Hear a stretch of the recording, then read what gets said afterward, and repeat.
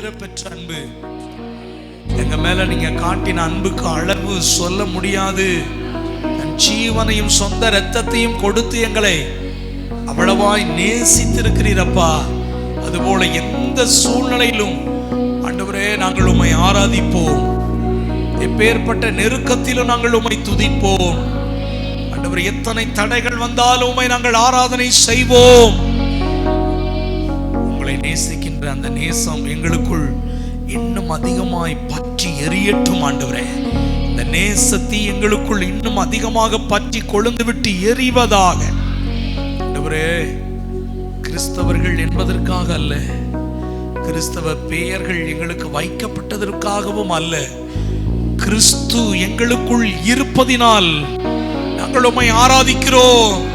கிறிஸ்து எங்களுக்காக சகலமும் செய்து முடித்ததினால் நாங்கள் உம்மை உயர்த்துகிறோம். ஐயா, உங்க நாமம் எப்பொழுதும் உயர்த்தப்படுவதாக, வாழ்த்தப்படுவதாக. அல்லேலூயா. நல்ல மகிழ்ச்சியோடு கூட இந்த காலை நேரத்திலே அவரை வாழ்த்தி உயர்த்தி ஆராதனை செய்வோம். நல்ல கரங்களை தட்டி சந்தோஷத்தோடு உம் நாமம் வாழ்க ராஜா.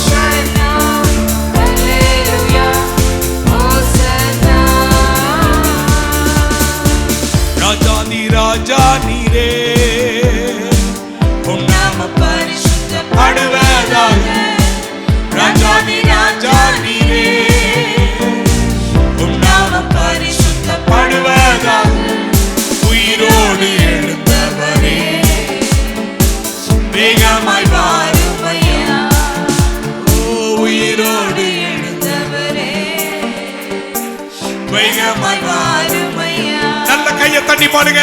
வாழ்க ராஜா. அல்லேலூயா. ஆமென். மாரநாதா. அல்லேலூயா. மாரநாதா.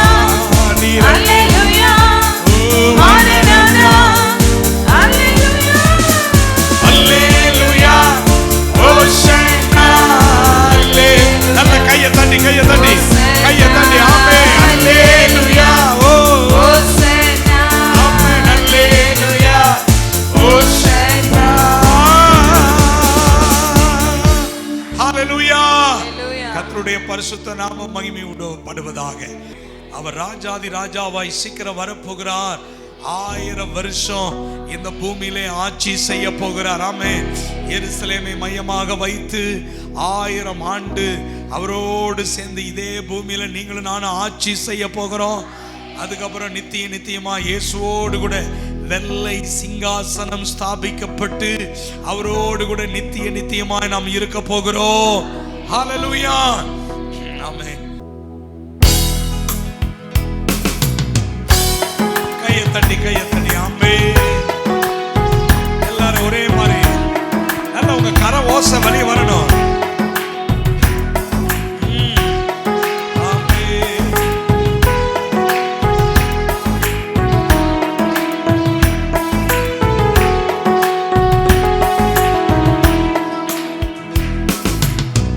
சீக்கிரம் வரப்போகும் ராஜாதி ராஜாவே உம் வருகைக்காக காத்திருக்கிறேன். சீக்கிரம் வரப்போகும் ராஜாதி ராஜாவே உம் வருகைக்காக காத்திருக்கிறேன். உம்மோடு சேர்ந்து வாழ ஆசைப்படுகிறேன். உம் முகத்தை பார்க்க நான் ஆசைப்படுகிறேன். உம்மோடு சேர்ந்து வாழ ஆசைப்படுகிறேன். உம் முகத்தை பார்க்க நான் ஆசைப்படுகிறேன். மாரநாதா சீக்கிரம் வாரும். மாரநாதா சீக்கிரம் வாரும். மாரநாதா சீக்கிரம் வாரும். மாரநாதா சீக்கிரம் வாரும். சீக்கிரம் வரப்போகும் ராஜாதி ராஜாவே உம் வருகைக்காக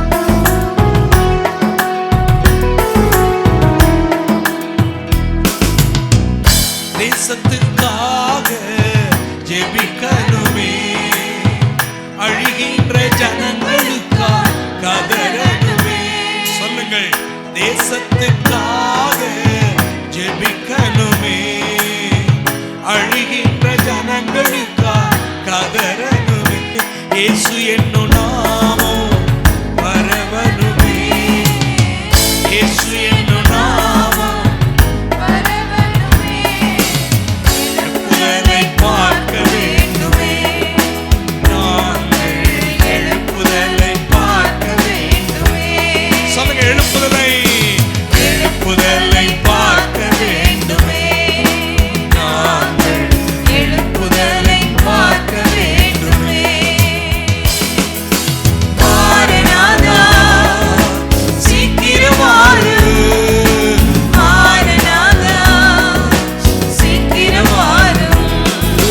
மாரநாதா, சீக்கிரம் வாரு. மாரநாதா, சீக்கிரம் வாரு.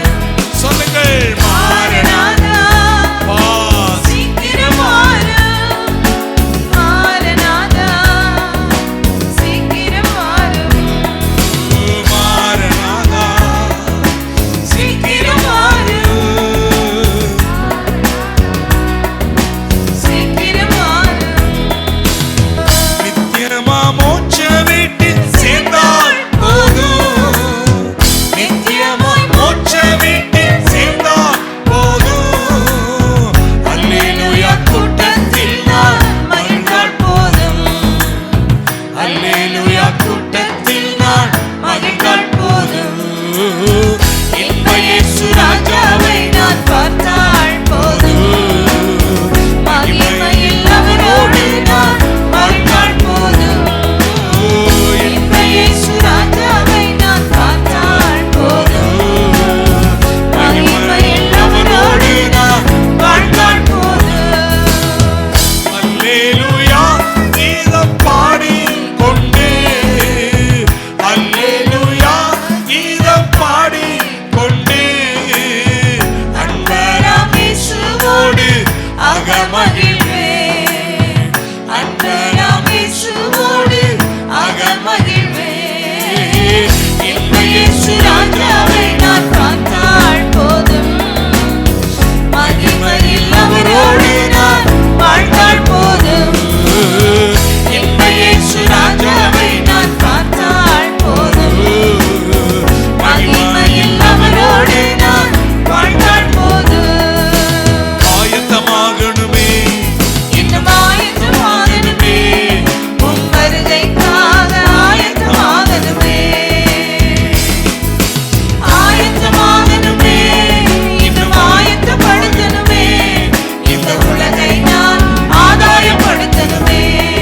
உமக்காக இந்த உலகை நான் ஆதாயப்படுத்தணுமே.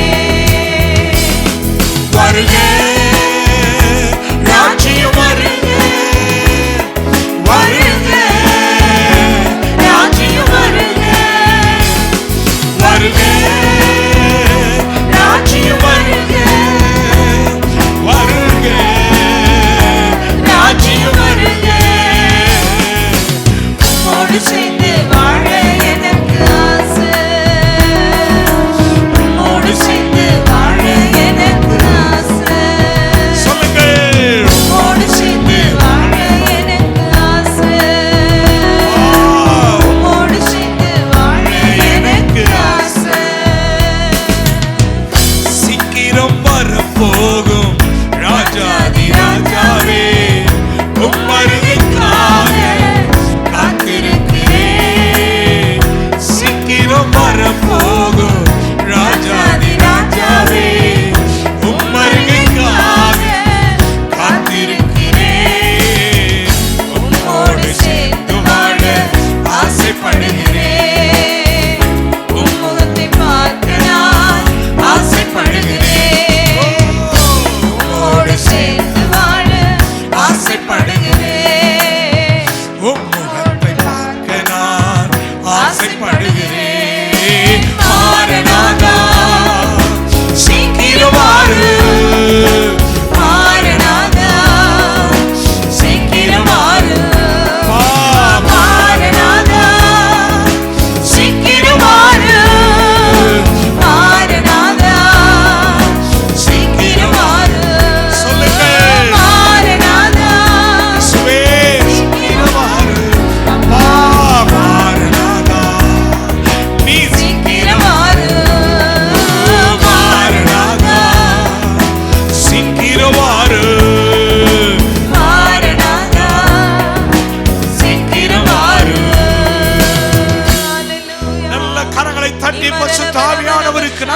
உயர்த்தி சீக்கிரம் நீர் வாரும்.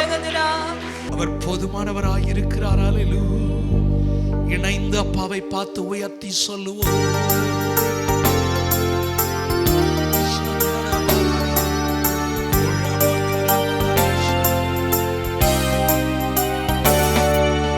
நீதியை வெளிச்சத்தை போலாக்கும், என் நியாயத்தை பகல் போலாக்கும், என் நீதியை வெளிச்சத்தை போலாக்கும், என் நியாயத்தை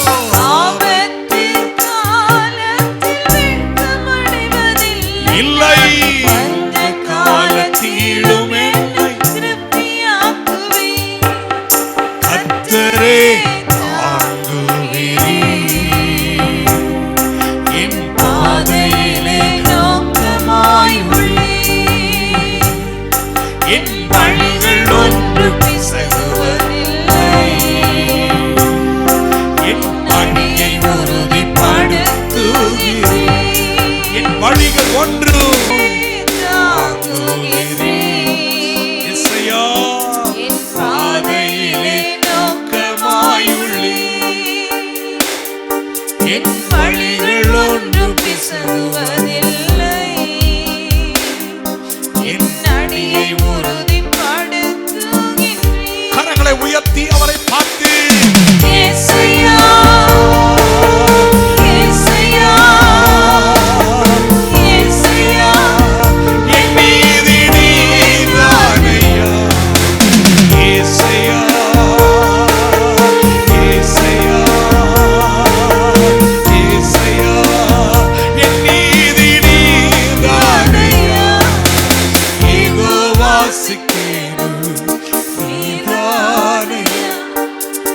எங்கள் நீதி தெய்வம் நீதானையா. பா என் தந்தையே நீதானப்பா. நீதானையா. கரங்களை உயர்த்தி இயேசையா இயேசையா இயேசையா, என் நீதி நீதானையா. இயேசையா இயேசுயா, இயேசுயா, என் நீதி நீதானையா. யெகோவாசிக்கேனோ நீதானையா. எங்கள் நீதி தெய்வம் நீதானையா. யெகோவாசிக்கேனோ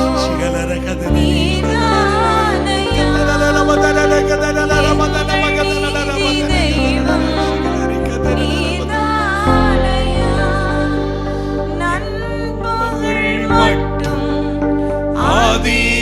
அதிகமாய் பிரகாசிக்கும் சூரியன் போல் என் பாதைகள் எல்லாம் அதிகமாய் பிரகாசிக்க செய்பவர் நீர். நண்பகல் மட்டும்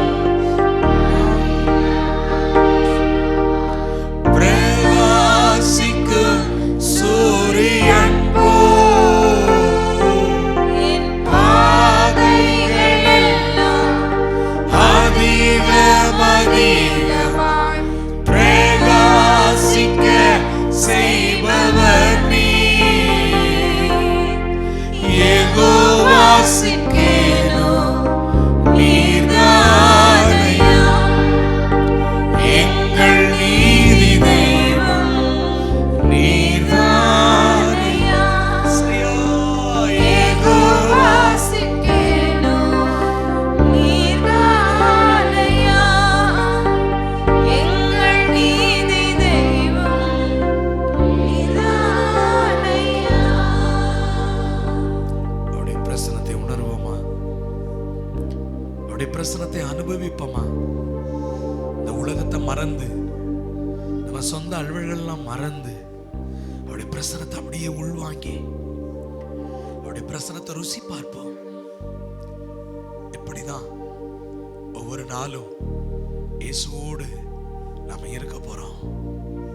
இரவும் பகலும் சேனைகளின் கர்த்தர் பரிசுத்தர் பரிசுத்தர் பரிசுத்தர் என்று ஓயாமல் நமக்கு ஒரே ஒரு வேளை அவரை துதித்து கொண்டே இருக்க போறோம்.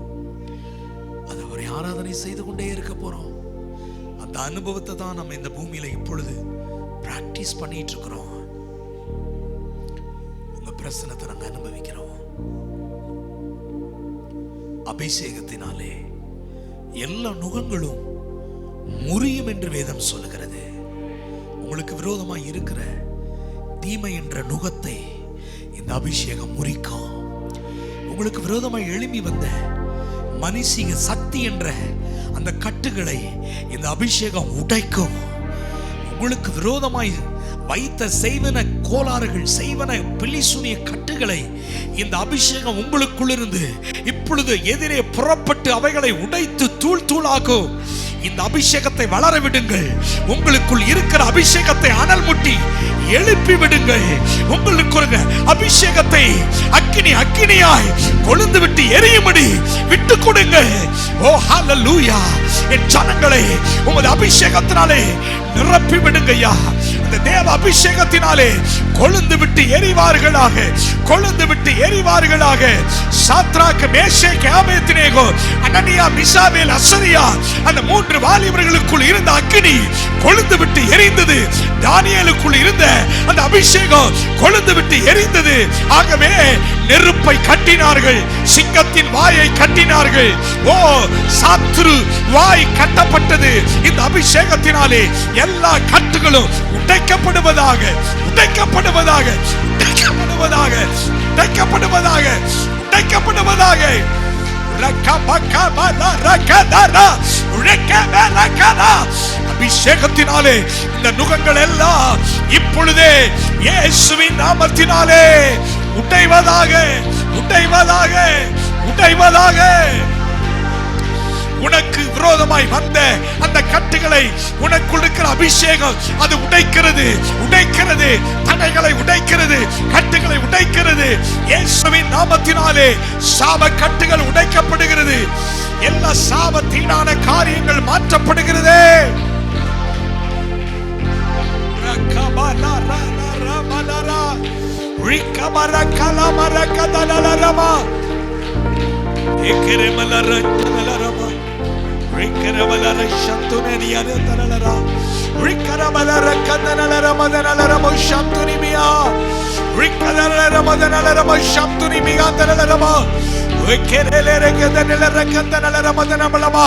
இன்றைக்கு ஒரு விடுதலையை ஜனங்கள் பெற்றுக் கொள்வார்களாக. பவுலும் சீலாவும் நடுராத்திரியிலே கர்த்தரை பாடி துதித்தார்கள். என்ன நடந்தது? சிறைச்சாலை அஸ்திபாரங்கள் குலுங்கிற்று, சங்கிலிகள் அறுந்தது, சிறைச்சாலையின் கதவுகள் திறவுண்டது. இப்பொழுது நீங்கள் துதிக்க துதிக்க உங்களுக்கு முன்பதாக இருக்கின்ற சங்கிலிகள் அறுந்து விழுகிறது.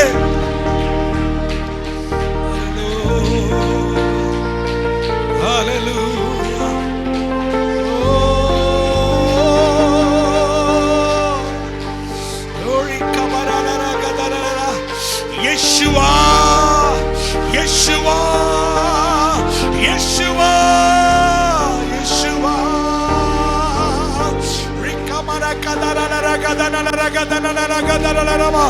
யூதராஜ சிங்கமாய் உனக்காக எழும்புகிறார், எழும்புகிறார். யூதராஜ சிங்கமாய் அவர் வீறு கொண்டு எழும்புகிறார். சீயோன் குமாரத்தியே மகிழ்ந்து கலிகூறு, கர்த்தர் உன் வாழ்விலே பெரிய காரியங்களை செய்கிறார். தேவன் போதுமானவர். இந்த மாதத்தில் உன் தேவைகள் முழுவதும் சந்திக்கப்படும். உன் வாழ்விலே உன் குறைகள் எல்லாம் நீக்கப்பட்டு உன் தேவைகள் பரிபூர்ணமாய் சந்திக்கப்படும். மிகப்பெரிய சாட்சி உள்ள பாத்திரமாய் கர்த்தர் உங்களை நிறுத்த போகிறார். சாட்சி பகரும்படி தேவன் செய்ய போகிறார். அவருடைய நாமத்தை சொல்லலாமா? இயேசையா, இயேசையா, இயேசையா, நீதி நீதானையா. இயேசையா, இயேசையா,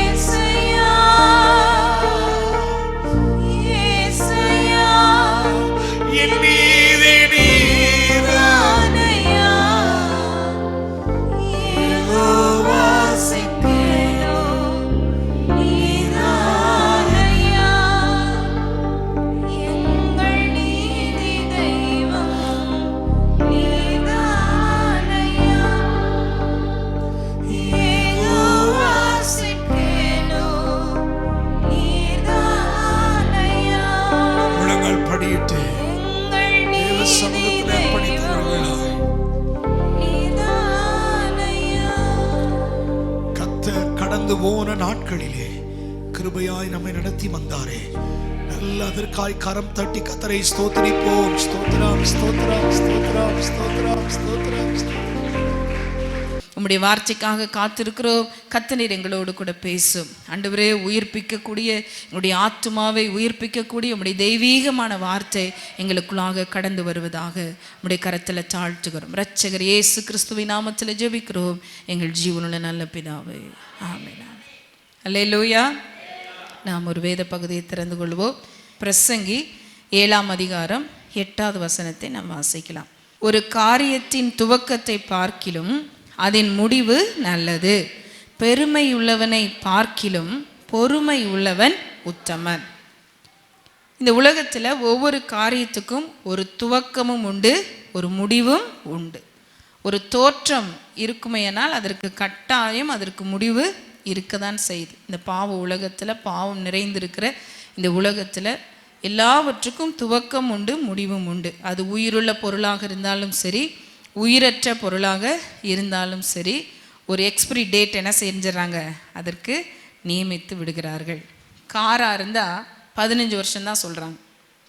ஒரு ஸ்பீக்கர் அப்படின்னா அதுக்கு ஒரு லிமிட்டான ஒரு வருஷம் இருக்குது. ஒவ்வொரு பொருளுக்குமே இது உயிரற்ற பொருள் தான், ஆனால் அதற்கு என்ன இருக்குது, ஒரு எக்ஸ்பிரி டேட் இருக்குது. நம்ம சாப்பிடக்கூடிய உணவு அதுவும் ஒரு எக்ஸ்பிரி டேட் இருக்குது. அதை மீறி சாப்பிட்டா நமக்கு அது நமக்குள்ளே என்னவா மாறிடுதுன்னா பாய்சனாக மாறிடுது. உணவு பொருள் தான், ஆனால் அது நமக்குள்ளே பாய்சனாக மாறிடுது. இந்த வார்த்தை நமக்கு சொல்லக்கூடியது என்ன அப்படின்னா, ஒரு காரியத்தினுடைய துவக்கத்தை பார்க்கலும் முடிவு நல்லது. ஒரு ஆவிக்குரிய வாழ்க்கையில் நம்ம ஓட்டத்தை துவங்குகிறோம், எப்படி முடிக்கிறோம் என்பது தான் காரியம்.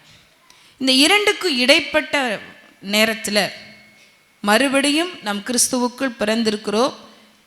இந்த துவக்கமும் நம்ம ஒரு நாள் இயேசுவை நாம் முகமுகமாய் சந்திக்க போகிறோம். நாம் உயிரோடு இருப்போமானால் நிச்சயமாய் அவர் வரும் பொழுது நாம் அவரை முகமுகமாய் சந்திப்போம். எத்தனை பேர் நம்புறீங்க? நல்ல நம்புகிற ஆள் மாதிரி எவ்வளோ பெரிய தெய்வத்தை ஒரு தகப்பனை பார்க்க போகிற மாதிரி ஒரு சிரிச்ச முகத்தோடு ஒரு நல்லதாக ஒரு அலையிலையா சொல்லுங்களேன். இந்த உலகத்திலேயே ரொம்ப உண்மையாக பழுதற்ற ஒரு அன்பில் நேசிக்கக்கூடிய ஒருவர் இருப்பார். ஆனால் நம்முடைய ஆண்டவராகிய இயேசு ஒருவர் மட்டும்தான். அவர் வரப்போகிறார். அவரை நாம் ஒருவேளை அவர் வரும்போது உயிரோடு இருப்போமானால் நாம் அவரை தரிசிப்போம். அது நம்முடைய இந்த உலகத்தில் நமக்கு ஒரு முடிவு, ஆனால் அவரோடு கூட அதுவே நமக்கு ஆரம்பம், துவக்கம். அது நிச்சயமாய் நம்ம அவரோடு கூட நாம் வாழப்போகிறோம். இல்லை அப்படின்னா ஒருவேளை நாம் கர்த்தருக்குள் நல்ல ஒரு பூரண வயதில் தேவ சித்தமெல்லாம் செய்து முடித்துட்டு நாம் மரிப்போம். கர்த்தருக்குள் நாம் மரிப்போமானால் அவர் வரும்பொழுது நாம் முதலாவது எழுந்திருப்போம். இந்த இரண்டுக்கும் இடைப்பட்ட காலத்தில் நாம் வாழ்கின்ற வாழ்க்கை முறை தான் நாம் நித்தியத்தை சுதந்திரித்து கொள்ள போகிறோமா இல்லை பாதாளத்தை சுதந்திரித்து கொள்ள போகிறோமாங்கிறது காரியம். ஆதியாகமம் 13ஆம் அதிகாரத்தில் 7-8 வசனத்தை வாசிப்போம். ஆபிரகாம் சொல்கிறாரு, எப்பா வாக்குவாதம் வேணாம், எனக்கு உனக்கு வேண்டாம், ஏன் மந்தை மேய்ப்பர்களுக்கும் உன்னுடைய மந்தை மேய்ப்பர்களுக்கும் வாக்குவாதம் வேணாம்ப்பா, நீ விரும்புனா நீ பிரிந்து போகலாம். தேசத்தில் எவ்வளவோ இடங்கள் இருக்குது, ஆனால் லோத்து எதை தெரிந்து கொண்டார் என்றால், பாவம் நிறைந்த, அக்கிரமம் நிறைந்த, மீறுதல்கள் நிறைந்த, இரத்த பலிகள் நிறைந்த ஒரு தேசத்தை அவன் தெரிந்து கொள்கிறான். 13வது வசனத்தில் வேதம் அந்த சோதோமின் ஜனங்களை குறித்து என்ன சொல்லப்பட்டிருக்குன்னா வாசிப்போம். சோதோமின் ஜனங்கள் பொல்லாதவர்களும் கர்த்தருக்கு முன்பாக.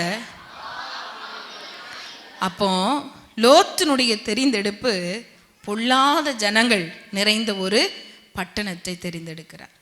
அது மட்டும் அல்ல, கர்த்தருக்கு முன்பாக மகா பாவிகளுமாய் இருந்தார்கள். பெரிய நமக்கு ஒரு எச்சரிக்கையாக பெற்றோர்கள், ஒரு குடும்ப தலைவன் தெரிந்தெடுக்கிறதுல ரொம்ப கவனமாக ஜாக்கிரதையாக இருக்கணும். நாம் எதை தெரிந்தெடுக்கிறோமோ அதை பிள்ளைகளுக்கு அது என்ன செய்யணும்னா பாதிப்பை ஏற்படுத்தும். இங்கே லோத் இதை தெரிந்து கொண்டார். அங்கு 2 பிள்ளைகள் இருக்கிறார்கள்.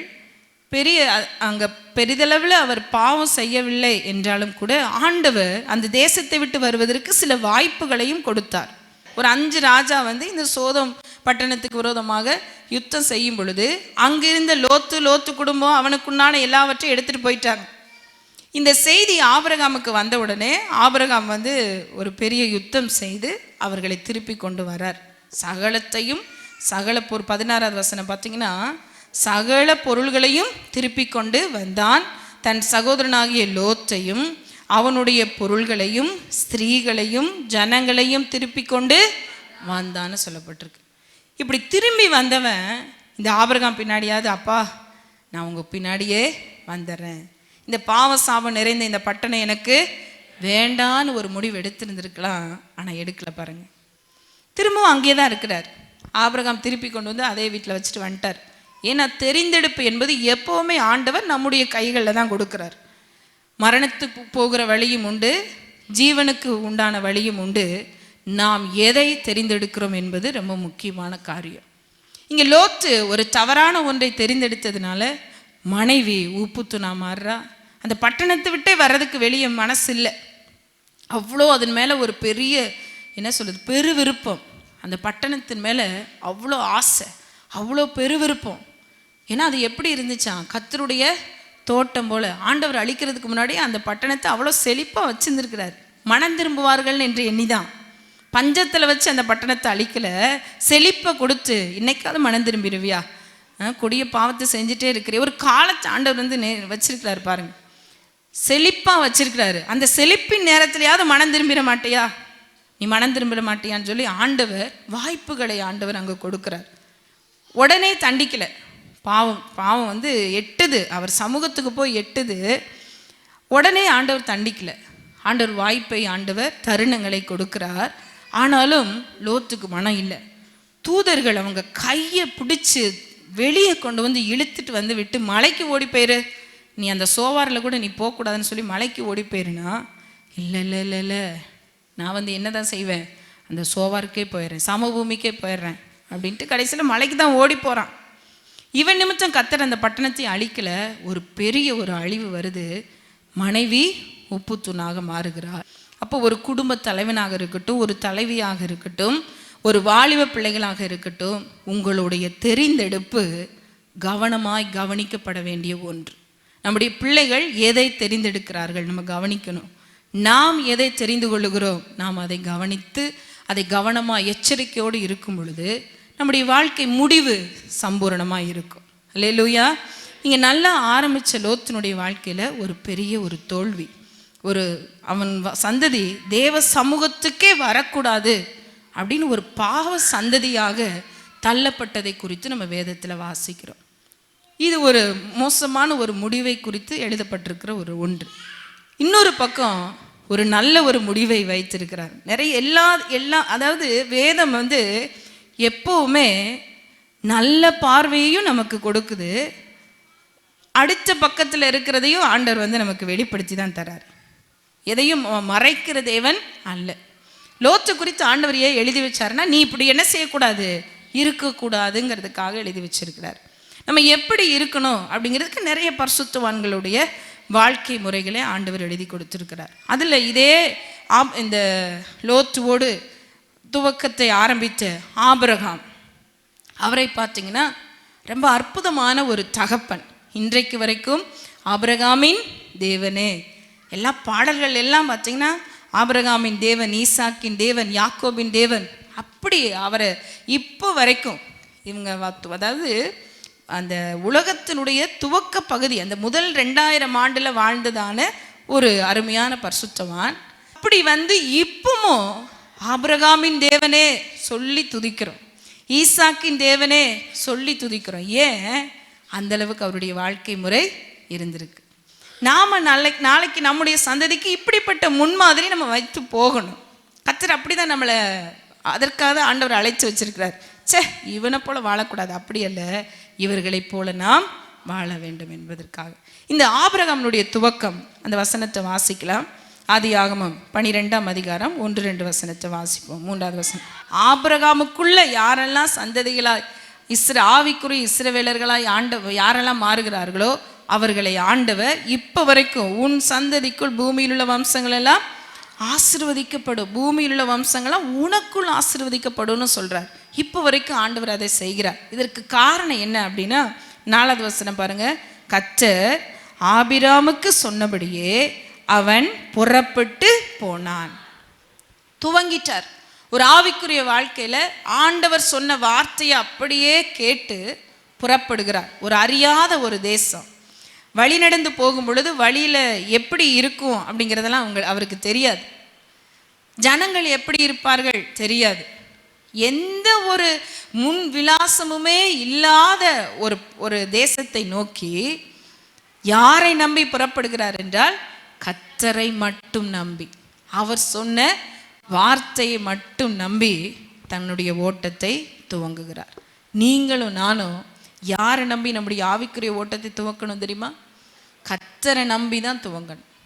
இங்கே ஆபிரகாம் யாரை நம்பியும் அவர் புறப்படவில்லை, கர்த்தரை மட்டும் நம்பி அவர் புறப்படுகிறார்.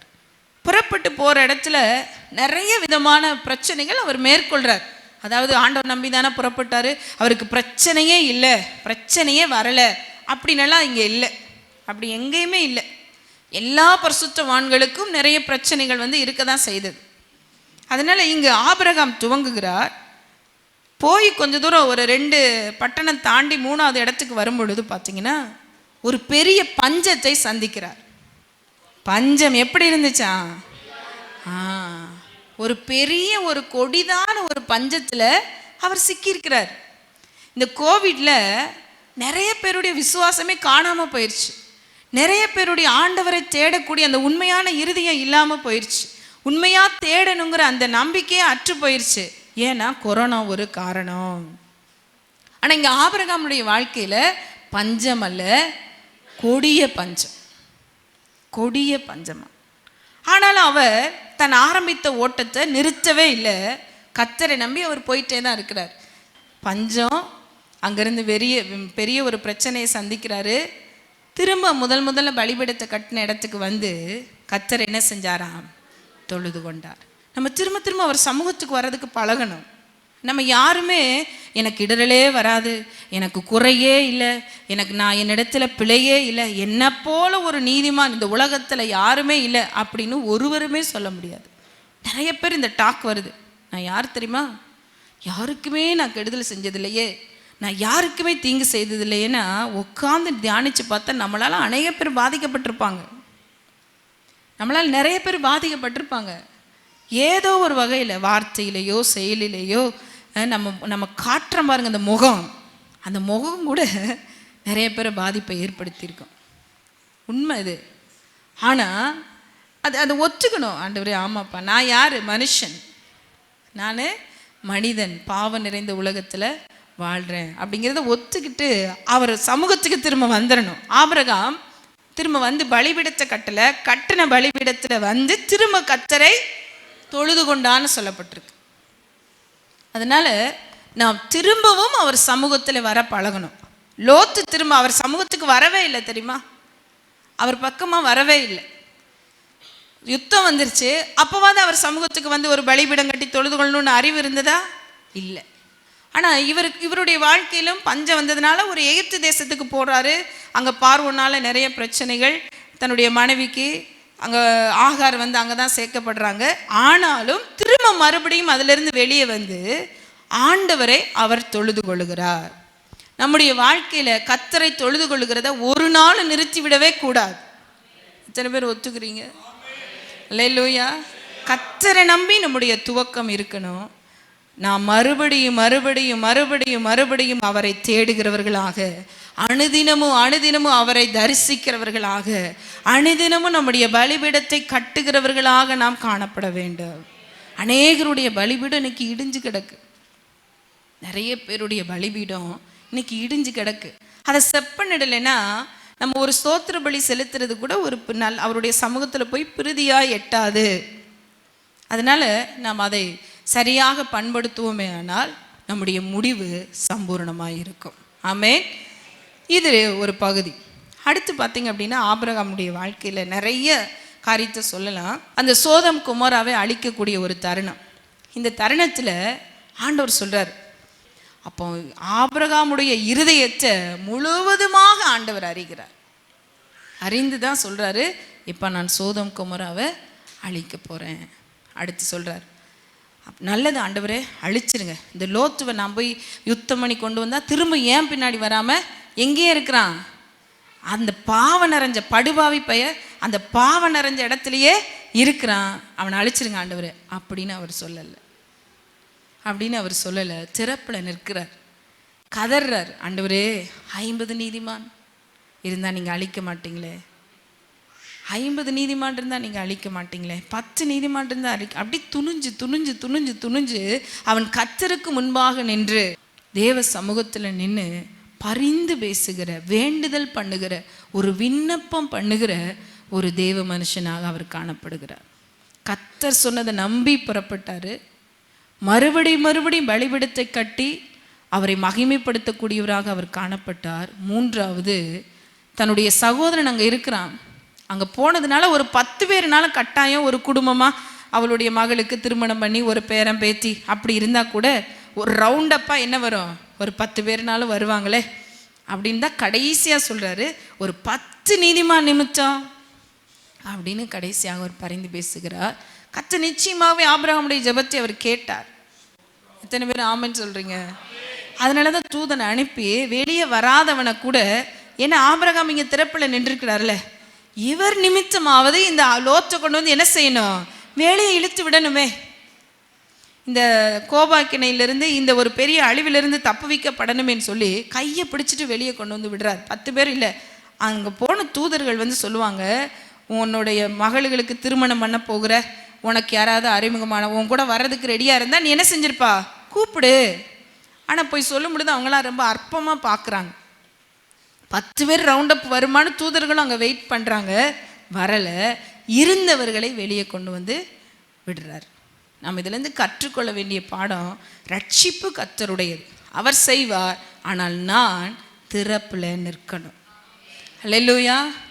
தன்னுடைய குடும்பத்துக்காக, தன்னுடைய பிள்ளைகளுக்காக, தன்னுடைய கணவன் செய்கின்ற உங்களுடைய வேலைகளுக்காக, படிப்பிற்காக, எதிர்காலத்துக்காக, ஆவிக்குரிய வாழ்க்கைக்காக தேவன் ஒரு ஜெப வேலி, ஒரு ஜெபத்தில் ஒரு பாதுகாப்பை நீங்கள் உங்களுடைய குடும்பத்துக்கு உத்தரவாதம் எடுத்து செய்யணும்.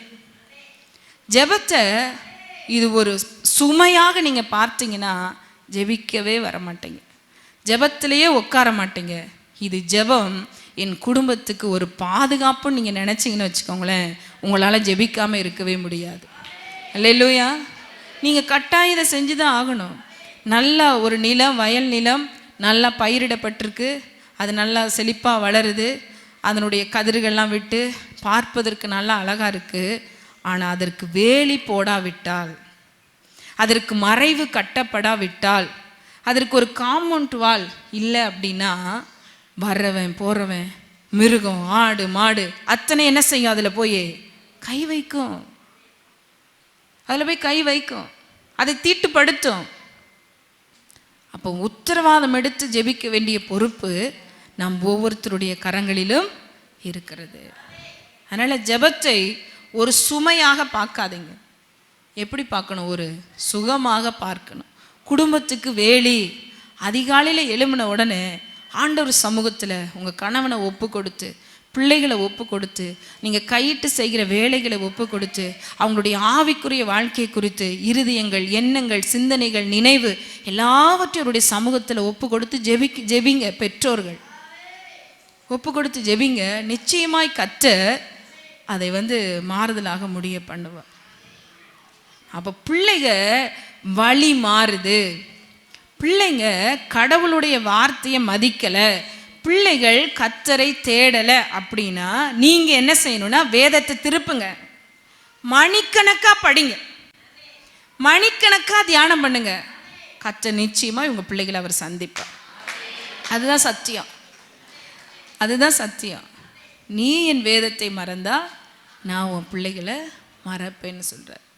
அப்போ நாம் நம்முடைய பிள்ளைகளுக்கு ஒரு பெரிய பாதுகாப்பே, ஒரு பெரிய ஒரு ஆசீர்வாதமே, நீங்கள் சேர்த்து வைக்கிற ஒரு பெரிய சொத்து என்ன தெரியுமா, கர்த்தரை அவங்களுக்கு அறிமுகப்படுத்திட்டு போகிறது தான். அல்லேலூயா. நாமெல்லாம் எங்கேயோ ஆண்டவரை மறுதலிச்சு திரும்பி கடந்த நம்மளை ஆண்டவர் வந்து நினைவு கூர்ந்ததுனால இன்னைக்கு அவர் சமூகத்தில் வச்சிருக்கிறாரு. நம்ம எவ்வளவு அதிகமாய் ஆண்டவரை தேடணும். முதல் தலைமுறையாக ரட்சிக்கப்பட்ட கிறிஸ்தவர்கள்லாம் அதிகமாக ஒவ்வொரு நாளும் அவர் நினைவாக இருந்தால் தான் தப்பு வைக்கப்படுவோம். நம்ம குடும்பத்துக்கு ஆபிரகாம் வந்து ஒரு பெரிய ஒரு மேன்மையான ஒன்றை செய்கிறார். அணிதினமும் ஜெபிக்கிறாரு, அணிதினமும் பலிபீடத்தை கட்டி தொழுது கொள்கிறார். அது மட்டும் இல்லாமல் தன் சகோதரனுக்காகவும் திறப்புல நிற்கிறார். அல்லேலூயா. ஜெபம் என்கிற வேலி இல்லைன்னா நீங்கள் எவ்வளவு செழிப்பாக இருந்தாலும் சரி, எவ்வளவு வளர்ச்சி அடைந்திருக்கிறேன் அப்படிங்கிற ஒரு நிலையில் இருந்தாலும் சரி, அதற்கு பாதுகாப்பு கிடையாது. ஆபிரகாமுடைய வாழ்க்கையில் நம்ம கற்றுக்கொள்ள வேண்டிய மூன்றாவது பாடம் ஒரு ஜெபம். திறப்பில் நிற்க ஆண்டவர் யாரை தேடினாரா? ஏன் அவருக்கு தெரியாதா இந்த அழிக்கிறத கொண்டு வந்து ஏன் ஆபிரகாம் கிட்ட சொல்லணும்? ஏன் திறப்பில் நிற்க ஏன் ஒருத்தனை தேடணும்? கேள்வி இருக்குல்ல. நான் திறப்பில் நிற்க அவன் பாவம் செஞ்சிட்டான்னு தெரியுது, ஏன் இந்த பாவிக்காக ஒருத்தன் பரிந்து பேசணும்னு ஏன் ஆண்டவர் எதிர்பார்க்கிறாரு? அவன் வந்து மறிச்சிடக்கூடாதுங்கிறதுல அவர் இரக்கத்தில் ஐஸ்வர்யமுள்ள தகப்பனா இருக்கிறார். இன்னைக்கு பாவிதான், ஒருவேளை நான் வேண்டுதல் செய்தா அவன் மனம் திரும்புவானே, அவனுக்கு ஒரு ரட்சிப்பு உண்டாகுமேங்கிறதுக்காக தான் திறப்பிலே நிற்க ஒருவனை தேடினேன். நிறைய பேருடைய ஜெப வாழ்க்கை இல்லை, தீபம் அணைஞ்சு போய் கிடக்கு, மங்கி மங்கி எரியுது. கவலைப்பட வேணாம், அவர் சமூகத்துக்கு வந்துருங்க. மங்கி எரிகிற திரியை அவர் அணைக்க மாட்டார், நெறிந்த நாணலை அவர் முறிக்க மாட்டார். அவர் நிலை பெற செய்வார், அதை அவர் அனல் கொண்டு எரிய செய்வார். நம்முடைய ஆவியை நாம் ஒரு நாளும் அவித்து போடவே கூடாது. கர்த்தர் ஆவியை கொடுத்துட்டாரு, நாம் அதை என்ன செய்யக்கூடாது? அவித்து போடக்கூடாது. அதை ஆண்டவர் சமூகத்தில் போய் போய் போய் அதை அனல் மூட்டி எரிய பழகணுமே தவிர நாம் அதை அவித்து போடுவதற்கு இடம் கொடுக்க கூடாது. ஆபிரகாமுடைய வாழ்க்கையில் நாம் கற்றுக்கொள்ள வேண்டிய மூன்றாவது பாடம். நாலாவது மிக அற்புதமான ஒரு சத்தியத்தை அவர் மூலமாக நம்ம கற்றுக்கொள்ளலாம். ஆதியாகமம் 22ஆம் அதிகாரம் நம்ம எல்லாருக்குமே தெரிந்த ஒரு வேத பகுதி. இதில் தன்னுடைய ஒரே பேரான குமாரன் அங்கே சொல்லும் பொழுது ஆதியாகமம் 22:2 வசனம், உன் புத்திரனும் உன் ஏக சுதனும் உன் நேச குமாரனுமாகிய ஈசாக்கு. ஏன்னா 2 பிள்ளைங்க இருக்காங்க அவருக்கு, ஒரு இஸ்மவேல் இருக்கிறாரு, இன்னொன்று ஈசாக்கு இருக்கிறாரு. நீ உன் குமாரனை கொண்டு வாப்பான்னு சொல்லி மொட்டையாக சொல்லியிருந்தாருன்னு ஆண்டவர் ஒருவேளை இஸ்மவேலை கூட கொண்டு வந்திருக்கலாம். ஆனால் ஆண்டவர் தெளிவாக சொல்கிறார், உன் புத்திரனும் உன் ஏக சுதனும் உன் நேச குமாரனுமாகிய ஈசாக்கை இருக்கட்டும், கொண்டு வந்து பலியிடுப்பா நான் குறிக்கிற மலையில். இதெல்லாம் எவ்வளோ பெரிய கடினமான ஒன்று. அப்போ ஆண்டவர் நரபலியை விரும்புகிறாரா? நம்முடைய ஆண்டவர் நரபலி ரத்தத்தை விரும்புகிறவரா? ஆனால் ஆண்டவர் நரபலியை விரும்பலை. ஒரு கிறிஸ்துவை சிலுவையில் ஒப்பு கொடுக்க போகிறார் அப்படிங்கிறத பாவனையாக முன்னாடி அறிவிக்கும்படியாக இங்கே ஒரு சம்பவத்தை அவர் சொல்கிறார். அதுதான் உன் ஏக சுதன், உன் புத்திரனும் உன் ஏக சுதனும் உன் நேச குமாரனுமான. இந்த வார்த்தையெல்லாம் அதனால தான் அங்கே பயன்படுத்துகிறார். உன் புத்திரனை நீ கொண்டு வந்து ஈசாக்கை கொண்டு வந்து பலி செலுத்து. கடந்து போகிறாங்க, போகும் பொழுது வேலைக்காரர்கள், கழுதைகள், விறகு எல்லாம், நெருப்பு எல்லாமே வருது. வந்து போனால் 4வது வசனம், 3ஆம் நாளில் ஆபிரகாம் தன் கண்களை ஏறெடுத்து பார்த்து தூரத்தில் அந்த இடத்தை கண்டான். அதாவது மோரியா தேசத்தில் குறிக்கப்பட்ட ஒரு மலை. மோரியா தேசத்தில் மலைகள், நிறைய மலைகளால் சூழப்பட்டதான் அந்த மோரியா தேசம். அதில் குறிக்கப்பட்ட ஒரு மலை, அது வந்து மண்டை ஓடு வடிவத்தில் அந்த மலை இருக்குது. தூரமாக இருக்கும் பொழுதே அந்த மலையை பார்த்துட்டு தான் சொல்லுவார், வேலைக்காரர்களாக நீங்கள் இருப்பா, நானும் என் மகனும் பிள்ளையாண்டானும் போய் பலி தொழுது கொண்டு திரும்பி வருவோம். ஒரு பயங்கரமான ஒரு விசுவாசம். சரீரம் செத்து போன நிலைமையில் இந்த ஈசாக்கை எனக்கு ஆண்டவர் பிள்ளையாக கொடுத்தார், இப்பொழுதும் அவர் கொடுக்க வல்லவர் தான் அப்படிங்கிறத அறிந்து அங்கே சொல்கிறாரு, நான் திரும்பி. ஒரு விசுவாச அறிக்கை பாருங்க, நிச்சயமாக நாங்கள் தொழுது கொண்டு திரும்பி வருவோம். இப்படிப்பட்ட ஒரு ஒரு ஒரு ஒரு பயங்கரமான ஒரு மரண பள்ளத்தாக்கில் இந்த வார்த்தையை நம்மளால யாராவது சொல்ல முடியுமா? சரீரத்தில் வியாதி வந்தாலே ஆண்டவருக்கு விரோதமாக முறுமுறுத்துட்டு கிடக்குறோம். சளி காய்ச்சல் இப்போ நேச்சர் ஆயிடுச்சு எல்லாருக்குமே. இதில் கொஞ்சம் தலைவலி ஒரு கூட மட்டும் அதிகமாக வலிக்க ஆரம்பிச்சிருச்சுன்னா அப்படியே முறுமுறுத்துட்டு அப்படி இருக்கிறோம். ஆனால் இங்கே அவர் சொல்லுகிறார், நான் தொழுது கொண்டு திரும்பி வருவோம் சொல்கிறார், பண்மையில் சொல்கிறார். அப்போ எல்லாத்தையும் எடுத்துகிட்டு போகிறாங்க. திரும்ப பாருங்களேன், 8வது வசனம் 7, 8 படிக்கலாம். அப்பொழுது ஈசாக்கு தன் தகப்பனாகிய ஆபிரகாமை நோக்கி, என் தகப்பனே என்றான். அதற்கு அவன், என் மகனே இதோ இருக்கிறேன் என்றார். அப்பொழுது அவன், இதோ நெருப்பும் கட்டையும் இருக்கிறது, தகன பலிக்கு ஆட்டுக்குட்டி எங்கே என்றான். அதற்கு ஆபிரகாம், என் மகனே தேவன் தமக்கு தகன பலிக்கான ஆட்டுக்குட்டியை பார்த்து கொள்வார். அதாவது தேவன் தமக்கு தகன பலிக்கான ஆட்டுக்குட்டியை பார்த்து கொள்வார் என்றான். அப்புறம் 2 பேரும் கூடி போகிறாங்க. வேலைக்காரர்கள்ட்ட சொல்லும் பொழுது தொழுது கொண்டு திரும்பி வருவோன்னு சொல்கிறாரு. ஈசாக்கு கேட்கும் பொழுது பலி பழி பொருளை அவர் பார்த்துக்குவார்ப்பா, அவருக்கு தேவையான தகன பலியை அவர் பார்த்து கொள்வார். தேவன் தமக்கு தேவையான தகன பலியை ஆட்டுக்குட்டியை அவர் பார்த்து கொள்வார் அப்படின்னு சொல்லி 2 பேரும் போகிறாங்க. ரொம்ப விசுவாசமுள்ள ஒரு தகப்பன். அதனால தான் ஆபிரகாம் விசுவாசத்தின் தகப்பன்னு சொல்லப்பட்டிருக்கு. ஒரு இந்த மாதிரியான சூழ்நிலையில் யாராலும் நிச்சயமாக இப்படியெல்லாம் பேசவே முடியாது. அதனால் ஒரு பெரிய பாடத்தை நம்ம கற்றுக்கொள்கிறோம். அது மட்டும் இல்லை, கீழே போய் பலிபீடம் கட்டப்பட்டாச்சு, அவரை கட்டி வச்சாச்சு, கத்தியும் எடுக்கிறாரு. எடுத்த அடுத்த நிமிஷத்தில் உண்மையாகவே ஒரு தகப்பனுடைய மனது நிச்சயமாக வாதிச்சிருக்கும்.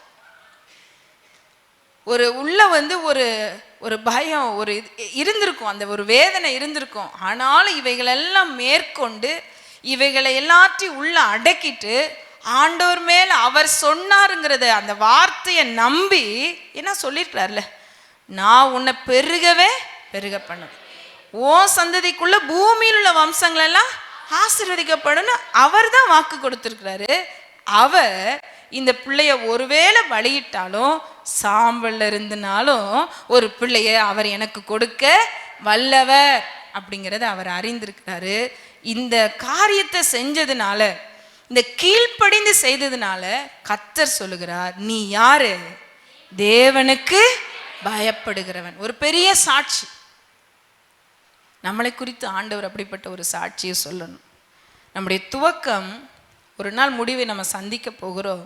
இந்த இடைப்பட்ட இருக்கக்கூடிய இந்த ஆவிக்குரிய ஓட்டத்தில் நம்ம இப்படி ஒரு சாட்சியை, இவர்கள் தேவனுக்கு பயப்படுகிறவர்கள், பொல்லாப்புக்கு விலகுகிறவர்கள் என்று நாம் தேவனுக்கு முன்னாடி சாட்சி பெறுகிறவர்களாக இருக்கணும்.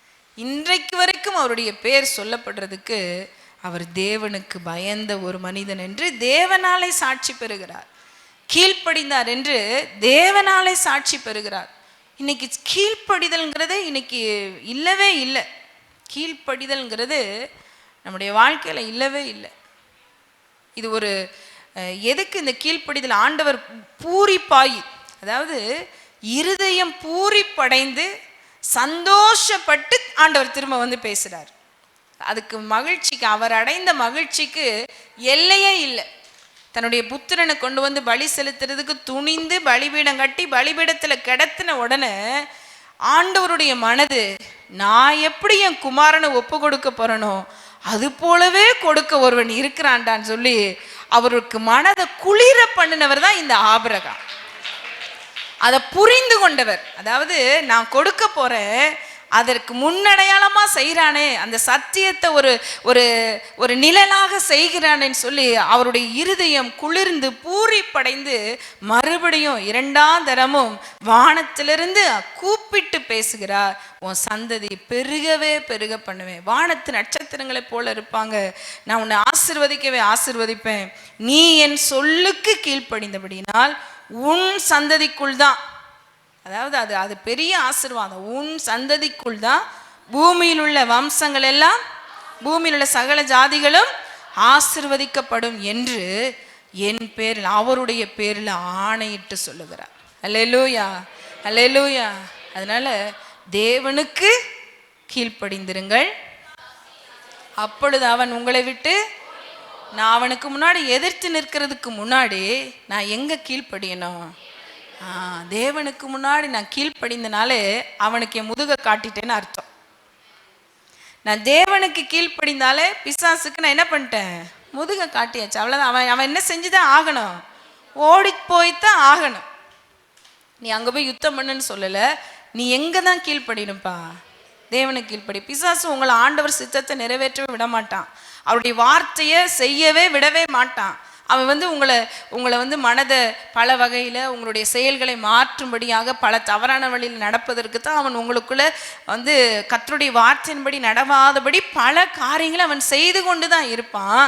ஆனால் நீங்கள் அதற்கெல்லாம் தன்னை விட்டு கொடுக்காதபடி கர்த்தருடைய சத்தத்துக்கு கீழ்ப்படிவீர்கள். ஆனால் அது அவருடைய இருதயத்தை குளிர பண்ணும், அவருடைய இருதயத்தை அது மகிழ்ச்சியாக்கும். அதனால தான் சொல்றார் பாருங்க, நீ என் சொல்லுக்கு 18வது வசனம், நீ என் சொல்லுக்கு கீழ்ப்படிந்தபடியினால். நீ என் சொல்லுக்கு கீழ்ப்படிஞ்சிருக்கிறப்பா. அப்படியே அற்புதமான ஒரு சாட்சி ஆபிரகாமுடைய வாழ்க்கையில. அவருடைய முடிவு ரொம்ப மகிமையா இருக்கு. இப்போ வரைக்கும் அவர் பேசப்படுகிறார். அவருடைய சந்ததி பூமியில் உள்ள எல்லா ஜனங்களுக்கும் ஜாதிகளுக்கும் ஆசீர்வாதமாக இருக்கிறது. நாம எந்த நிலையில இருக்கிறோம்? நம்ம எப்படி இருக்கிறோம்? நம்ம யாரை நம்பி நம்மளுடைய ஆவிக்குரிய வாழ்க்கை துவங்கி இருக்கிறோம்? நம்ம மறுபடியும் கர்த்தருடைய சமூகத்தை தேடுகிறவர்களாக இருக்கிறோமா? ஒரு நல்ல ஒரு ஜெபிக்கிற ஒரு ஜெபாவின் அபிஷேகத்தை பெற்ற பிள்ளைகளாக இருக்கிறோமா? ஒரு ஜெப வேலி நம்மை சுற்றி, நம்முடைய பிள்ளைகளை சுற்றி, நம்முடைய ஆவிக்குரிய வாழ்க்கையை சுற்றி, நம்முடைய ரட்சிப்பை குறித்து எப்படி நாம் இருக்கிறோம்? ஒரு விசுவாச அறிக்கை எடுக்கிறவர்களாக காணப்படுகிறோமா? தேவனுக்கு பயந்தவன், என் சொல்லுக்கு கீழ்ப்படிந்தவன். நம்முடைய சாட்சி எப்படி இருக்கு? கர்த்தர் சமூகத்தில் நம்ம ஒப்பு கொடுப்போம். ஆண்டவரே, உம்முடைய வார்த்தைக்கு எங்களை அர்ப்பணிக்கிறோம்ப்பா, எங்களை சமர்ப்பிக்கிறோம், எங்களை சரணடைகிறோம். ஆண்டவரே, சாக்கு போக்கு சொல்லிக்கொண்டு இருந்த காலமெல்லாம் போகட்டும்ப்பா. ஆண்டவரே, உம்முடைய சமூகத்தில் உயிர்ப்பிக்கப்பட நாங்கள் விரும்புகிறோம். ஆண்டவரே, நாங்கள் நல்லதை தெரிந்து கொள்ளும்படியான வாய்ப்புகளை நீங்கள் உண்டாக்கி தர்றீங்கப்பா. லோத்தை போல நாங்கள் தவறானதை தெரிந்து கொள்ளக்கூடாது. ஆண்டவரே, நீர் எங்களை நடத்துகிற வழியில நடத்த எங்களை முற்றிலுமாக அர்ப்பணிக்கிறோம். ஆண்டவரே, உம்முடைய சமூகத்தில் அர்ப்பணிக்கிறேன், என்னை விட்டு கொடுக்கிறேன்ப்பா, என்னை சாஷ்டாங்கமாய் விட்டு கொடுக்கிறேன். ஆண்டவரே, என்னை சமர்ப்பிக்கிறேன். தேவனுக்கு பயந்தவன் தன்னுடைய குமாரனை ஒப்பு கொடுத்தபடினாலே தேவனுக்கு பயந்தவன் என்று சொல்லி சாட்சி பெறுகிறாரப்பா. ஆண்டவரே, நாங்கள் இன்றைக்கு உம்முடைய சமூகத்தில் ஒப்பு கொடுக்க முடியாதபடி, ஒப்புரவாக முடியாதபடி இருக்கிற தடைகள் மாறட்டும். ஆண்டவரே, எதெல்லாம் பலிபீடத்தில் வைக்காம இறுக்கி பிடிச்சிட்டு மாம்சத்தில் பிடிச்சு வச்சிருக்கிறார்களோ அதெல்லாம் இன்னைக்கு அர்ப்பணிக்கட்டும்பா. ஆண்டவரே, உம்முடைய சமூகத்தில் ஒப்பு கொடுக்க நீங்க உதவி செய்யுங்க.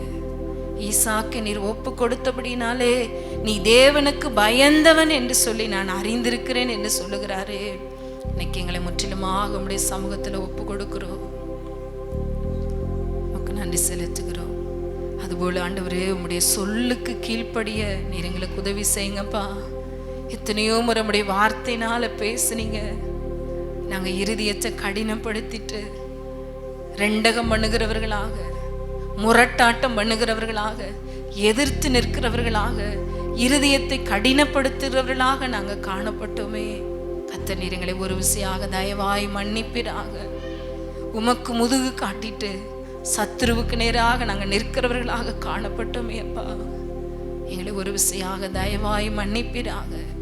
நான் நீதிமான், நான் எல்லாவற்றிலும் இருக்கிறேங்கிற பெருமையில், அகந்தையில், மேட்டிமையில் எங்களே தெரியாதபடி உமக்கு ஆண்டவரே திரும்பி நின்ன காரியத்தை தயவாய் நீர் மன்னிக்க வேணும்படியாக ஜெபிக்கிறோம்.